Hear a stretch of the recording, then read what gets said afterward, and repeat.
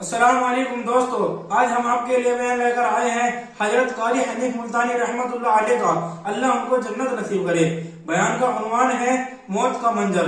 تو چلیے دوستو بیان کو شروع کرتے ہیں، آپ کو بیان کی طرف لے کے چلتے ہیں۔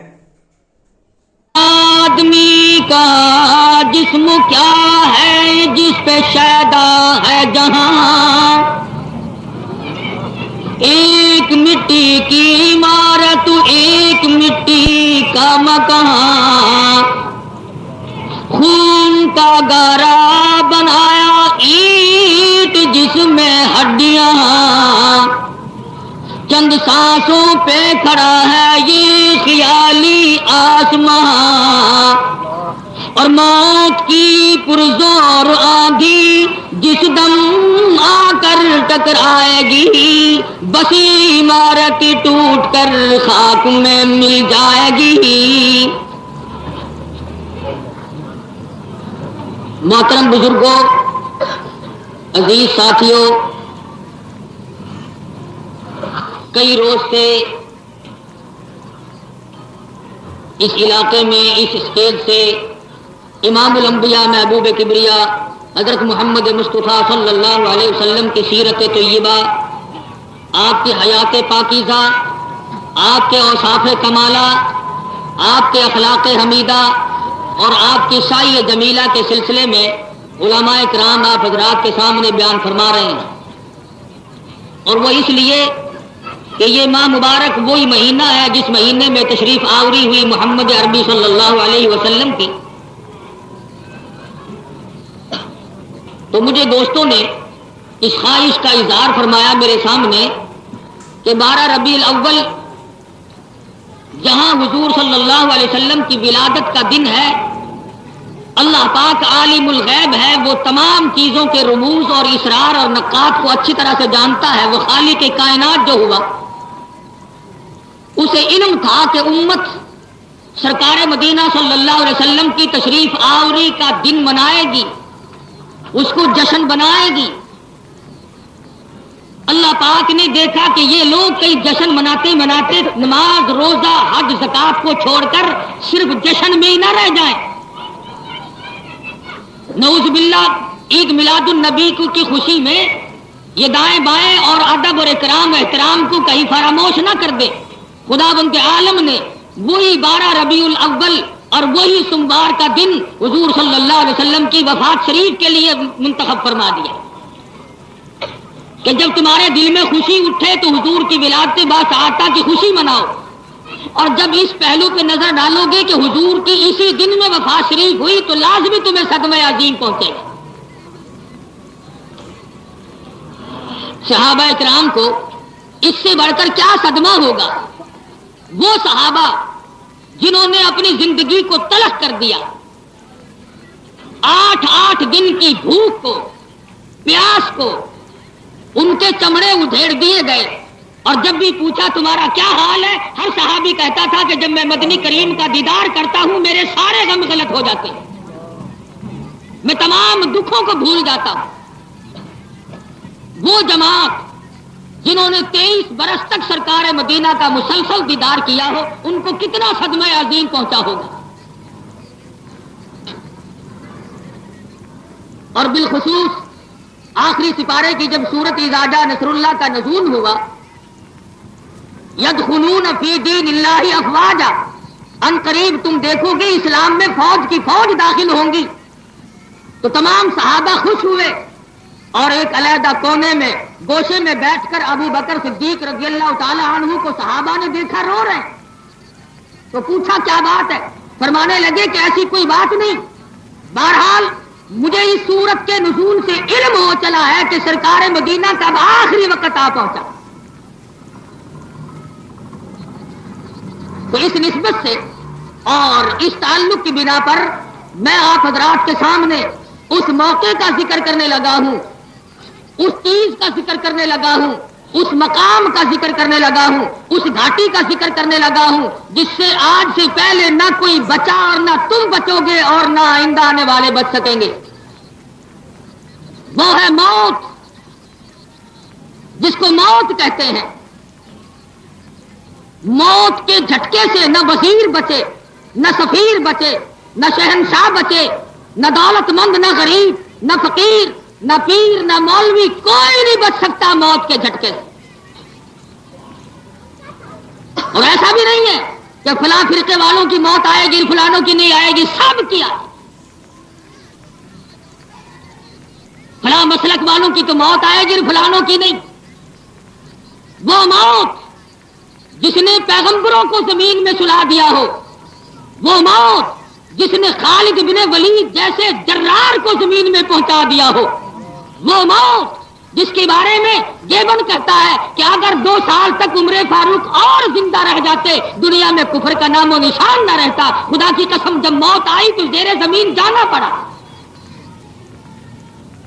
وہ موت جو علامہ شیخ عبد القادر جیلانی کو لے گئی، وہ موت جو خواجہ معین الدین چشتی اجمیری کی بھی آئی، وہ موت جو سیدنا حسین پہ بھی طاری ہوئی، وہ موت جس کی آغوش میں وزراء گئے، جس کی آغوش میں گورنر گئے، جس کی آغوش میں صدر گئے، جس نے کبھی کسی کو بخشائی۔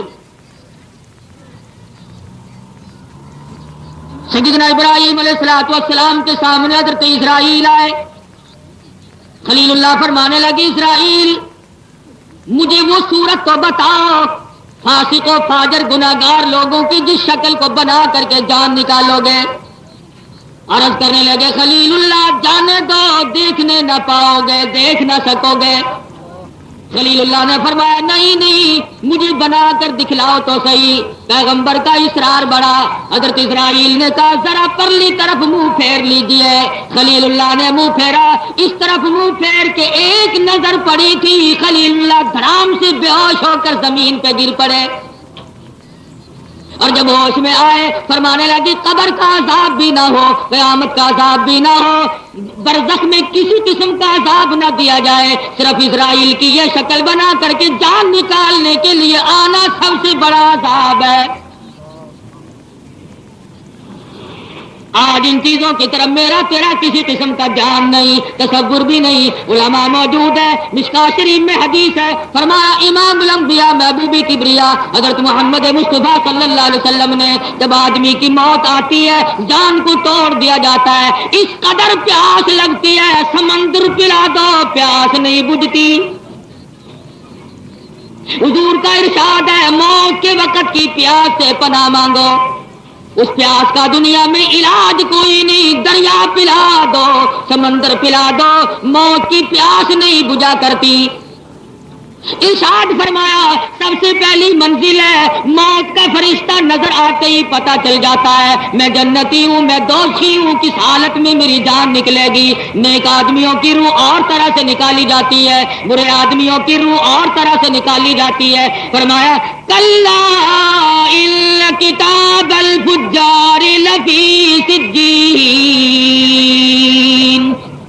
وما ادراک ما سجین کتاب مرقوم۔ خبردار فاسق و فاجر لوگ، اسلام پہ یقین نہ کرنے والے لوگ، محمد مصطفیٰ کی فرمان پہ یقین نہ کرنے والے لوگ، قرآن مجید کو ٹھکرانے والے لوگ، ایمان کی بے قدری کرنے والے لوگ، تمہارے لیے سجین کا ایک مقام بنا دیا گیا۔ الہی کس جرم میں؟ فرمایا ویل یومئذ للمکذبین الذین یکذبون بیوم الدین۔ اس لیے کہ یہ قرآن مجید کو آخرت کے دن کو سرے سے تسلیم ہی نہیں کرتے۔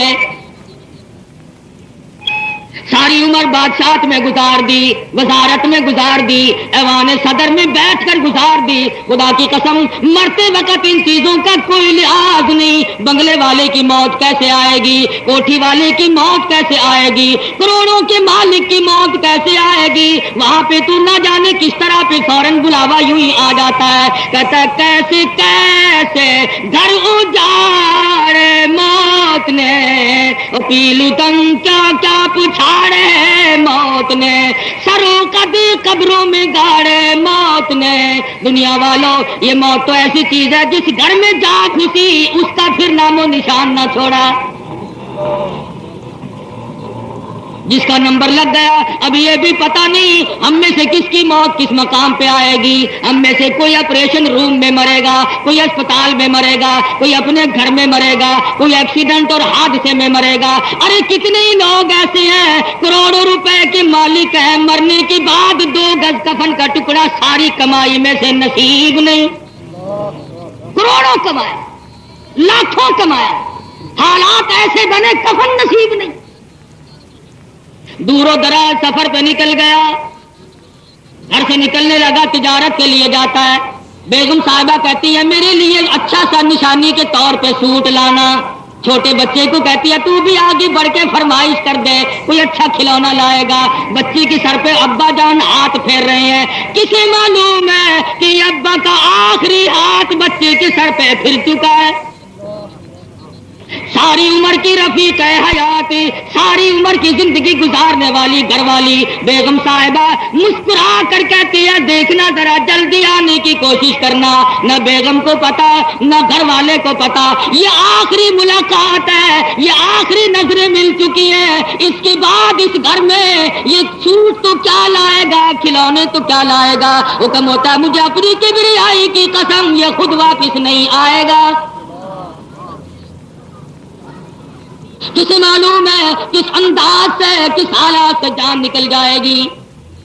راستے میں ایکسیڈنٹ ہو جاتے ہیں, بعض مرتبہ اس قدر جسم کا شکل صورت کا حادثہ ہو جاتا ہے کہ مس ہو جاتی ہے, شکل پہچانی تک نہیں جاتی. کروڑوں کے مالک اللہ واسطے کے کفن میں جاتے دیکھیں, لاکھوں کے مالک ہیں لیکن ایک دوسرے کو کہتے ہیں بیوار سی لاش ہے اس کو ذرا دفنا دو.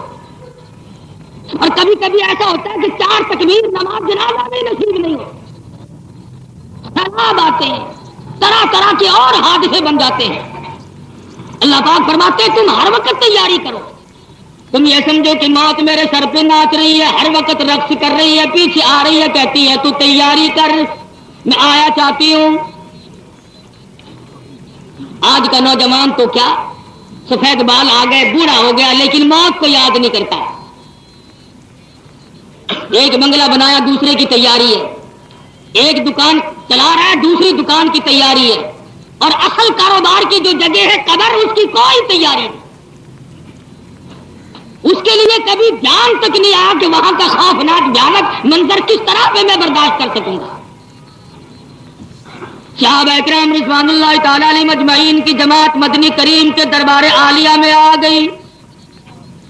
کیا خوش نصیب تھے یہ لوگ.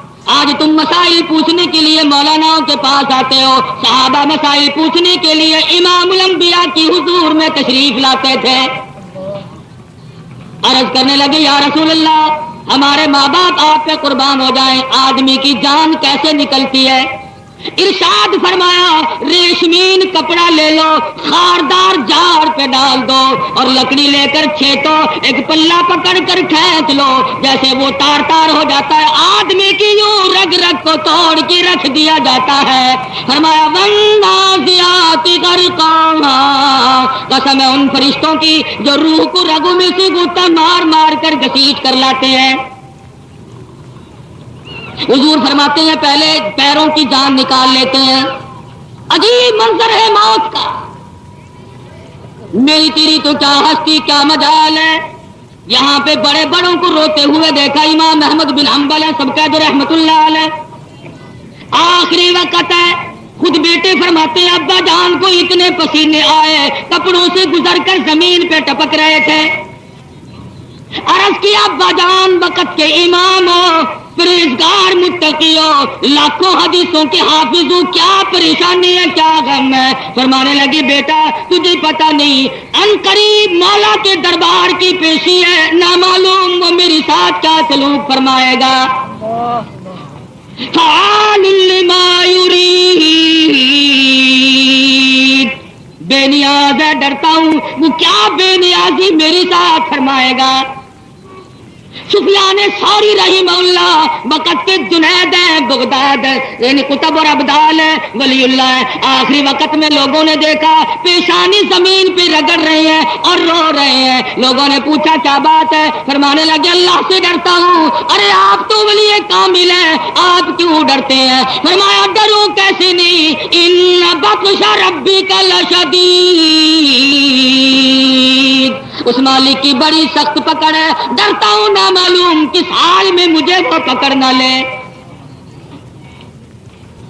امام ابو حنیفہ رحمہ اللہ 53 حج اپنی عمر میں ادا فرمائے اور 40 کے حج قریب گھر سے لے کر بیت اللہ شریف تک پیدل فرمائے، آخری حج کے لیے پہنچے ہوئے ہیں اور ایک ہاتھ میں غلاف کعبہ، ایک ہاتھ میں اپنی سفید داڑھی پکڑی ہوئی ہے اور رو رو کر کے دعائیں مانگ رہے ہیں. فمن اللہ علینا ووقانا عذاب السموم. اے میرے مولا، اے میرے مالکی، میں تیرا دامن پکڑ کر دعا کرتا ہوں، میرے پاس نیکی کوئی نہیں، اعمال کوئی نہیں، میری چٹی داڑھی کی لاج رکھ کے مجھے معاف کر دے.